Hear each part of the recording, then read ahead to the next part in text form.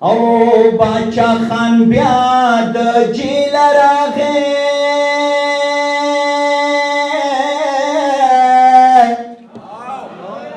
و زما لاله د پېښور نه نه راځي نه او چې زمرودې پیداوار دی ہے منگ پا حقا وطن کے لوگے تیرونا کلام دے جی چی نوے کلام دے آوازین سے تاوز تیرے ڈالے ہوئی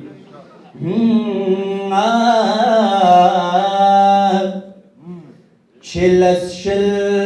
پختان یو شیپا خیبر کے چلس شل پختان یو شیپ خیبر کے د سرکار پالسے ٹولے شی خطر کے د سرکار پالسے ٹولے شی خطر کے باچا خانہ د قامونو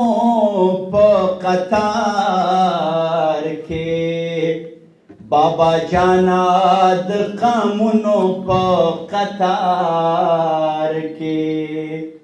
پختانا حاغس رستو دے ہنر کے د سرکار پالسے ٹولے شی خطر کے اور برجانا شنا شانگ لدا سپین واورے رن سہر دے شنا شانگ لدا سپین واورے رن سہر دے یو انزور چه سړی واخلې دې منظر کې یو انځور چې سړی واخلې دې منظر کې او موږ د قام د ځوانانو د تربیت په خاطر د هرې زاویې نه کوشش کوو دا شعر هغې ته یو اشاره ده چې د ټیک ټاک کنزل مارانو مرګ خو حق دی د ټیک ټاک کنزل مارانو مرګ خو حق دی څه جواب به ورکول وي په محشر کې د سرکار پالسې ټولې شي خطر کې او ځان لري تا ته ډالۍ وي چې ډېر ښه وي ته پرې جوړه پوه شوې مغربي تهذیب واورا ز افغان یم مغربی تهذیب واورا ز افغان یم گلویش جانا بدرنا ساتم صادر کے سرکار پالسے ټولې شي خطر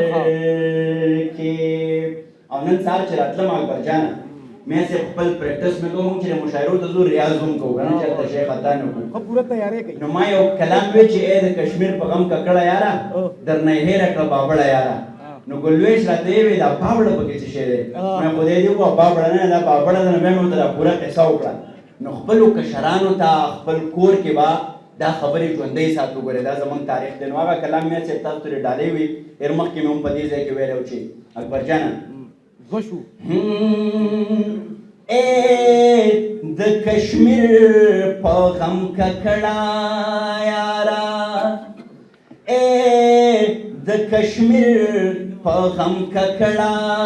یارا درنای هیرا کړه بابړه یارا درنای هیرا کړه بابړه یارا اے د کشمیر په غم ککړه یارا او شعر د اکبر جانه چې ها ستا تشکاتو او په مخه لاړې ستا تشکاتو او په مخه لاړې ما له دیروانه کړه جونګړه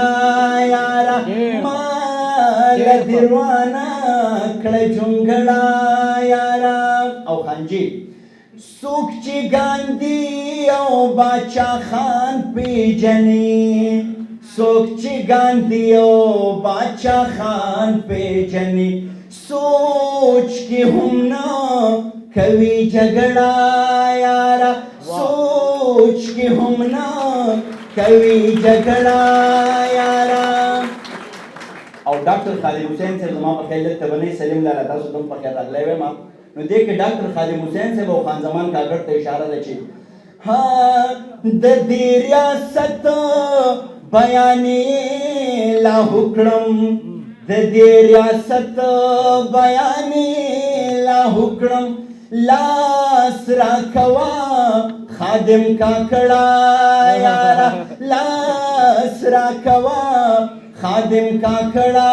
یاره او ما د ګلویش دغه پښتنه وجني